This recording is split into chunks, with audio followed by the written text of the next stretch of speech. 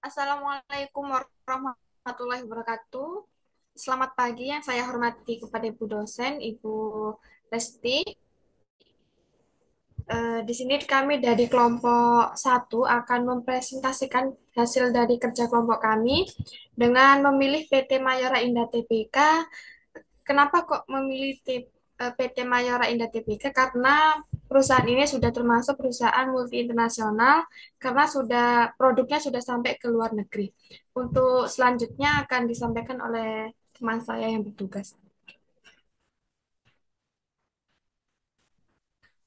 Yang pertama akan saya jelaskan mengenai sejarah dari PT Mayora NDTBK ini merupakan perusahaan makanan dan minuman yang didirikan pada tahun 1977 dan berkantor pusat di Tangerang. Nah, PT Mayora Indah ini yang awalnya itu hanya berupa makanan kue kering dan biskuit seperti itu. Kemudian pada tahun 90-an, Mayora ini mengembangkan bisnisnya sampai ke internasional dan mendirikan pabrik di beberapa negara sehingga membantu PT Mayora itu menjadi salah satu pemain utama dalam industri makanan dan minuman di Asia Tenggara. Selanjutnya akan disampaikan oleh teman saya. Baik, selanjutnya mengenai profil perusahaan. Yang pertama yaitu visi misi. Visi misi dari perusahaan Mayora ini yang pertama menjadi produsen makanan dan minuman yang berkualitas dan terpercaya di mata konsumen domestik maupun internasional dan menguasai pangsa pasar terbesar dalam kategori produk sejenis. Untuk misinya yang pertama dapat memperoleh laba bersih operasi di atas rata-rata industri dan memberikan value add baik di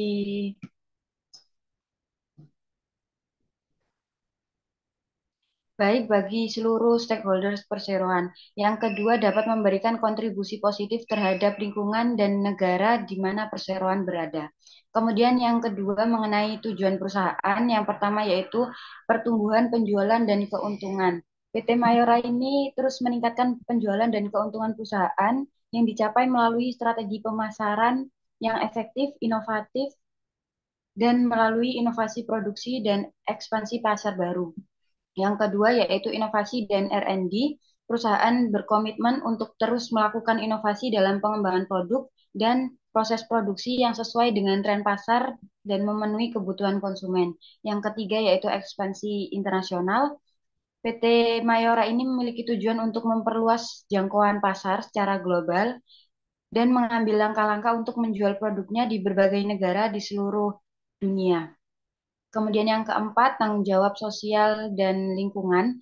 Perusahaan Mayora ini berkomitmen untuk beroperasi dengan etika bisnis yang tinggi, menjaga lingkungan, serta memberikan kontribusi positif bagi masyarakat melalui program kegiatan sosial. Yang kelima, peningkatan efisiensi operasional, di mana perusahaan terus berupaya meningkatkan efisiensi operasionalnya dengan penggunaan teknologi modern, peningkatan proses produksi, dan pengendalian biaya yang efektif untuk memaksimalkan efisiensi sumber daya yang tersedia. Dan yang terakhir yaitu mengenai pengembangan sumber daya manusia. Sini perusahaan berkomitmen untuk mengembangkan dan memotivasi karyawan melalui pelatihan, pengembangan karir, dan program penghargaan yang sesuai. Kemudian yang terakhir mengenai nilai perusahaan, di sini ada 7 prinsip dari PT Mayora. Yang pertama, kunci sukses faktornya. Yang pertama ada quality, di mana perusahaan memastikan konsumen mendapatkan produk berkualitas terbaik. Efisiensi, perusahaan bekerja dengan efisiensi dan produktif. Yang ketiga, innovation, di mana perusahaan membuat inovasi untuk melayani dan memberikan konsumen yang terbaik.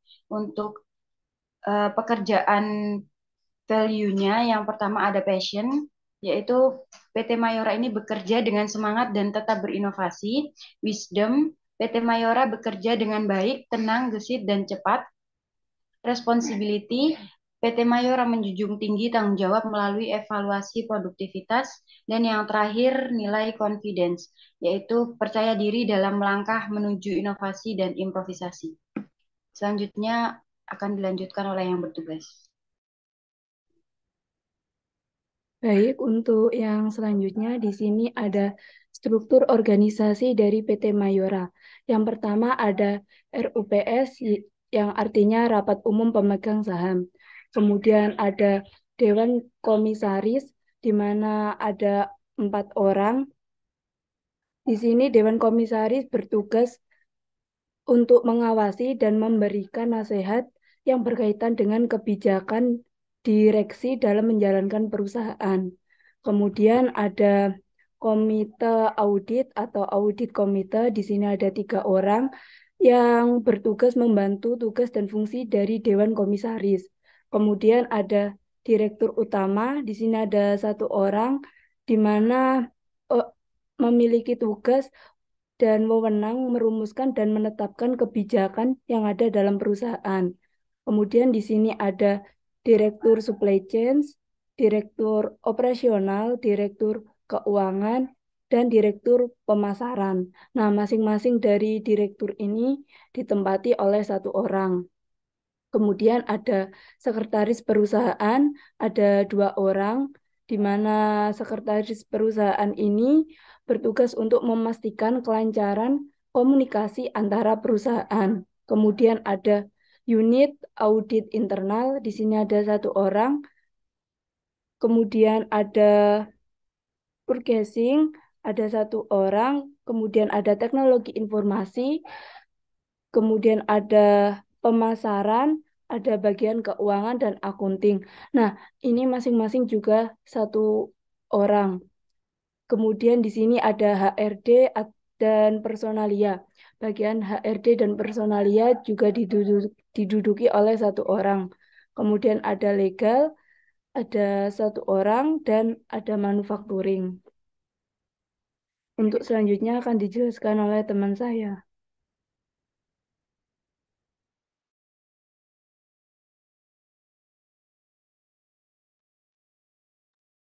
Terus selanjutnya yaitu dari lini produk yang dihasilkan dari PT Mayora Indah, yaitu ada dibagi menjadi 8. Yang pertama yaitu beverage, yang kedua candy, yang ketiga wafer dan coklat, yang keempat instant food, yang kelima coffee, yang keenam sereal, yang ketujuh home care, dan yang terakhir biskuit.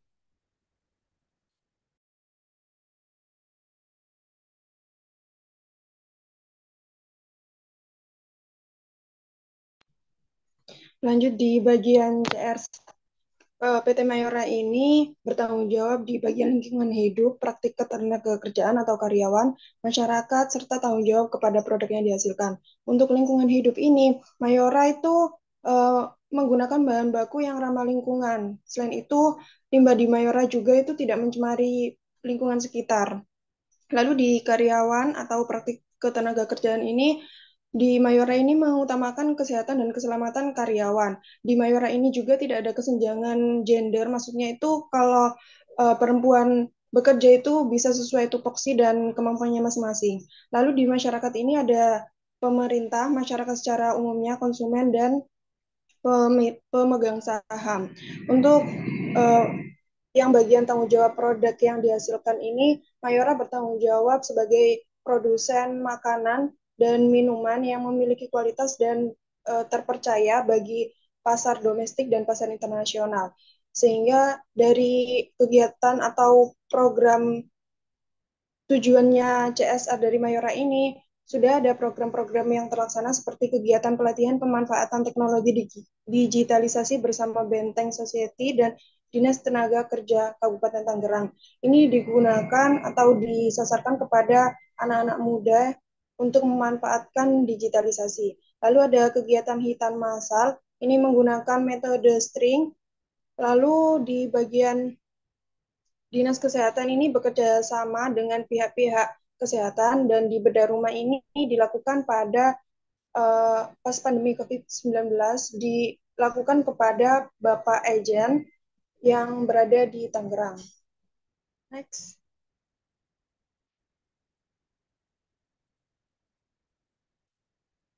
Lalu di bagian evaluasi pemasaran produk unggulan, kami memilih produk unggulannya itu energen karena energen itu sudah banyak dikonsumsi oleh orang-orang dan juga bisa menjadi produk unggulannya Mayora sendiri. Lalu di uji validitas kami melakukan validitas kepada dua atribut, yaitu atribut kepentingan dan atribut kepuasan. Untuk yang uji validitas bagian atas itu kepentingan. Itu menghasilkan nilai SIK di bawah 0,05 sehingga dapat disimpulkan bahwa item-item yang ditanyakan kepada 30 responden itu valid. Hal itu sama juga di kepuasan, itu juga semuanya dari 10 item kepada 30 responden itu valid karena nilai SIG atau personal personal correlate-nya itu di bawah 0,05 sehingga item-item yang diajukan itu valid. Lalu di uji reliabilitas yang bagian sebelah kiri itu uji reliabilitas atribut kepentingan yang menghasilkan nilai Kronsberg alpha sebesar 0,918 itu lebih tinggi atau lebih besar dari 0,6, itu berarti uh, item-item yang diajukan kepada 30 responden itu memiliki hubungan yang reliabel. Lalu di sebelah kanan, Crunch alpha 0,930 pada atribut kepuasan memiliki nilai lebih besar daripada 0,6 sehingga atribut-atribut yang diajukan kepada 30 responden dari 10 item juga itu memiliki hubungan yang reliabel.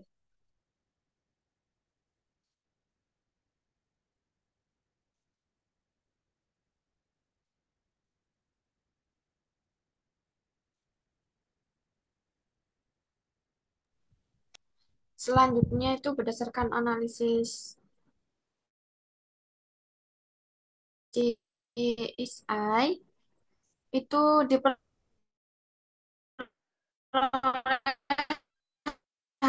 hasil hitungan yang menunjukkan bahwa kepuasan pelanggan itu dijadikan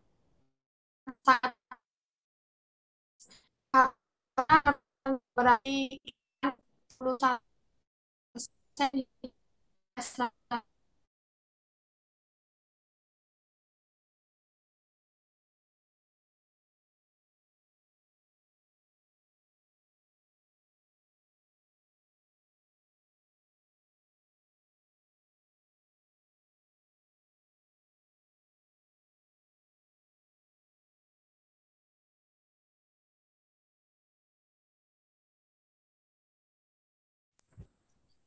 Bisa saya gantikan terkait interpretasi analisis CSI. Setelah dilakukan penelitian dan dilakukan perhitungan, dapat disimpulkan bahwa nilai CSI atau CSI yang dihasilkan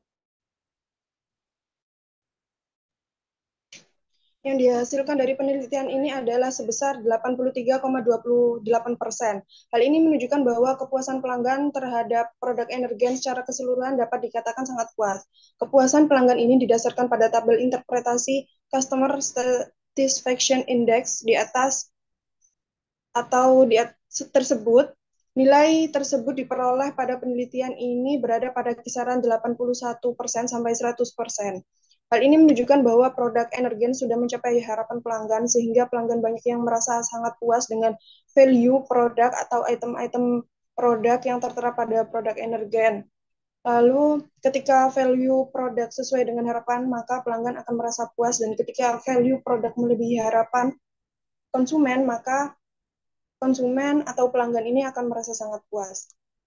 Lalu di bagian analisis IPA, ini berdasarkan uji dari SPSS, terkait diagram Kartesiusnya ini yang berada di kuadran 1, ini ada P5, P9, dan P10. Untuk P5-nya ini terkait kepuasan yang diberikan oleh energen ini kurang, namun memiliki kepentingan yang dianggap sangat penting oleh konsumen.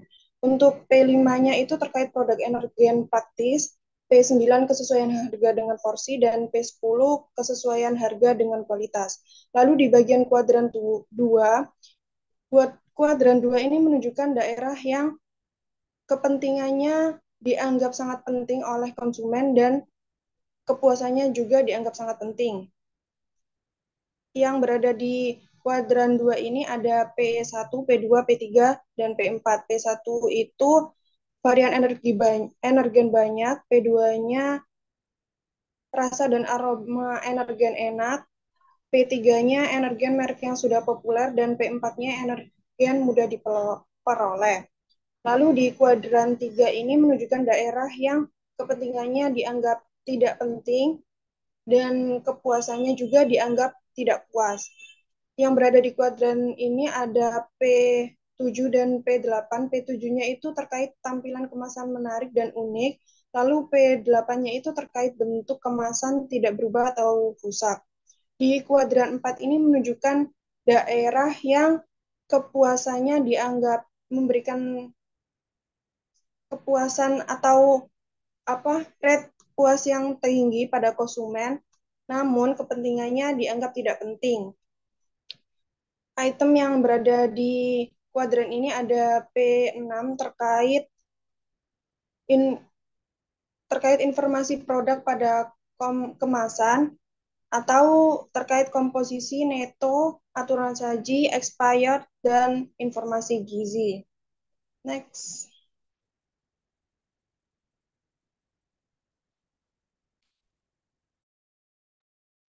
Selanjutnya yaitu evaluasi sumber daya manusia dari PT Mayora Indah. Di sini saya mengambil 3 testimoni dari mantan karyawan PT Mayora. Yang pertama yaitu jabatannya pernah menjabat menjadi General Accounting dengan ulasannya yaitu bayar 10.000 sudah bisa makan sepuasnya dengan lauk yang berbeda-beda setiap harinya. Karyawan juga diperbolehkan mencoba produk yang baru launching secara gratis. Vibes lingkungan pekerja juga tenang dan indah. Waktu kerja dimulai pukul jam 8 pagi sampai jam 5 sore. Waktu istirahat dimulai dari jam 12 siang sampai jam 1 siang. Kemudian yaitu yang pernah menjabat operator produksi. Alasannya yaitu lingkungan kerja cukup bersih dan tertata rapi, jam kerja sesuai aturan, kemudian diberikan makan sekali. Namun sering terjadi perubahan peraturan perusahaan yang terkadang menyulitkan karyawan. Dan yang terakhir yaitu pernah menjabat sebagai operator forklift. Dengan ulasan lingkungan kerja cukup memegang erat kekeluargaan, jajaran manajemen memberikan kesempatan karir yang luas, jam kerja yang cukup baik, lingkungan kerja yang bersih, tiap hari melaksanakan lentera hati. Kekurangannya yaitu alat operasional yang rusak dan telat dalam ditangani. Simpulan dari 3 testimoni tersebut yaitu perusahaan telah memberikan hak dan kewajiban kepada perusahaan dengan baik. Namun perusahaan harus tetap memberikan pelayanan dan fasilitas yang baik kepada para karyawan agar masa nyaman bekerja di perusahaan Mayora Indah. Baik, selanjutnya akan dijelaskan oleh teman saya yang bertugas.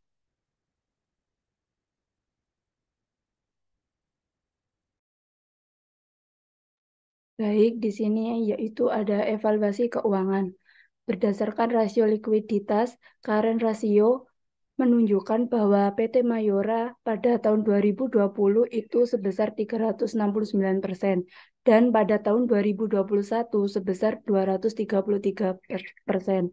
Nilai tersebut menunjukkan bahwa rasio lancar pada tahun 2020 ke 2021 mengalami penurunan sebesar 136%, di mana diakibatkan oleh besarnya peningkatan hutang lancar dibandingkan dengan aset lancarnya, di mana pinjaman yang dilakukan lebih banyak daripada periode sebelumnya.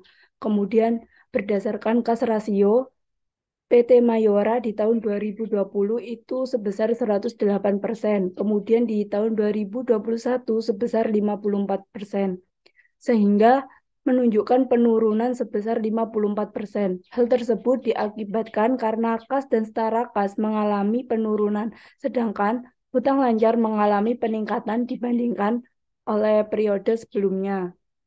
Kemudian berdasarkan quick ratio, pada rasio likuiditas PT Mayora di tahun 2020 itu sebesar 288%.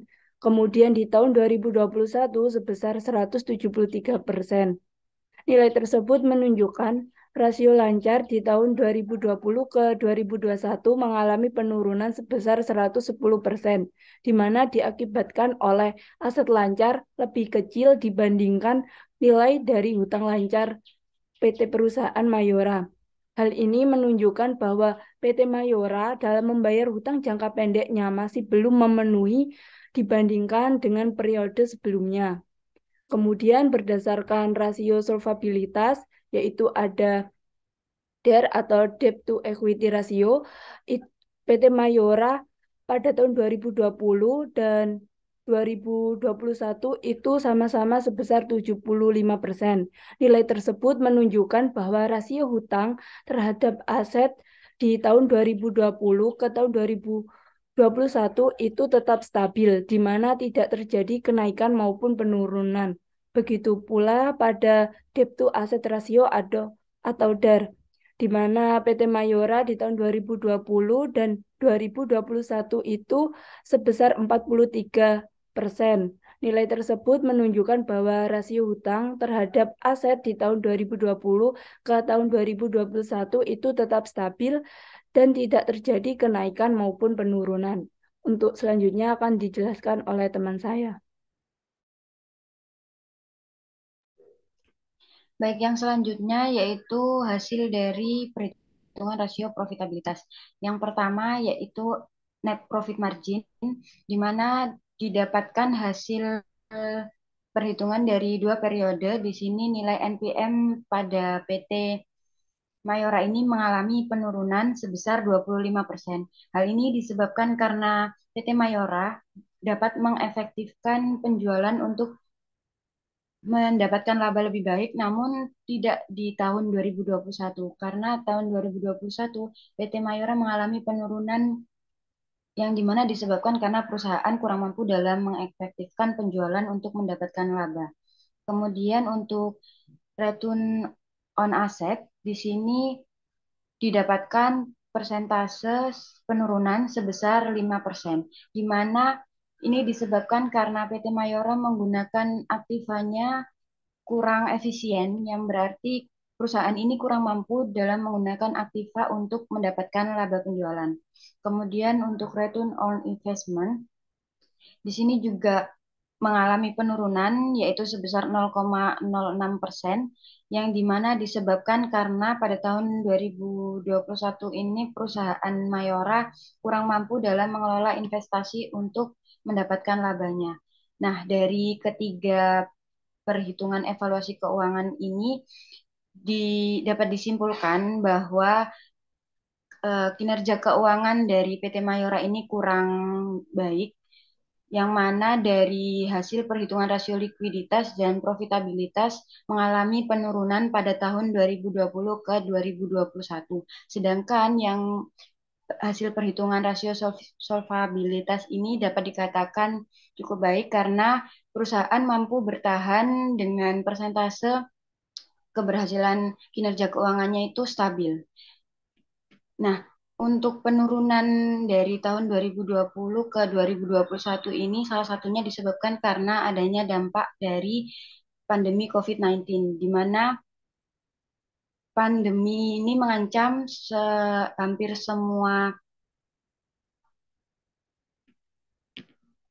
semua perekonomian nasional di PT Mayora, termasuk PT Mayora ini sempat mengalami titik terendah dan juga minus hingga 5,32%.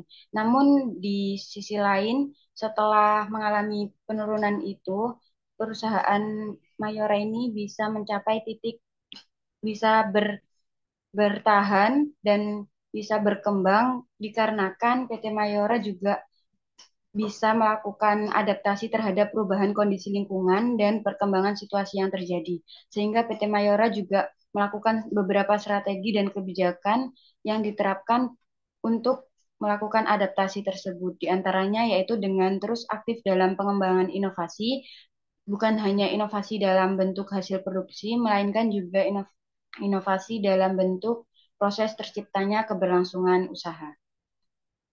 Baik, saya kembalikan ke moderator. Baik, terima kasih kepada teman-teman karena sudah menyampaikan materinya. Untuk kesimpulannya, berdasarkan evaluasi pemasaran, di mana produk unggulan yang kami pilih yaitu produk energen dengan menggunakan analisis CSI dan IPA, menyatakan bahwa pelanggan sangat puas terhadap value dari produk energen. Kemudian, kesimpulan berdasarkan evaluasi kinerja keuangan PT Ma 21 berdasarkan rasio likuiditas, solvabilitas, dan profitabilitas dapat dikatakan bahwa perusahaan PT Mayora Indah belum mampu memenuhi kewajiban dan disebabkan adanya dampak dari pandemi COVID-19 yang mengancam perekonomian negara dan mengharuskan para pelaku bisnis melakukan adaptasi terhadap perubahan kondisi yang terjadi pada saat itu. Kemudian, berdasarkan evaluasi sumber daya manusia, PT Mayora Indah telah memberikan hak dan kewajiban kepada karyawan dengan baik, namun perusahaan harus tetap memperhatikan dan memberikan pelayanan dan fasilitas yang baik kepada para karyawan agar karyawan yang bekerja di perusahaan Mayora Indah merasa nyaman. Baik, karena presentasi dari kelompok kami sudah selesai, akhir kata, wassalamualaikum warahmatullahi wabarakatuh. Waalaikumsalam warahmatullahi wabarakatuh.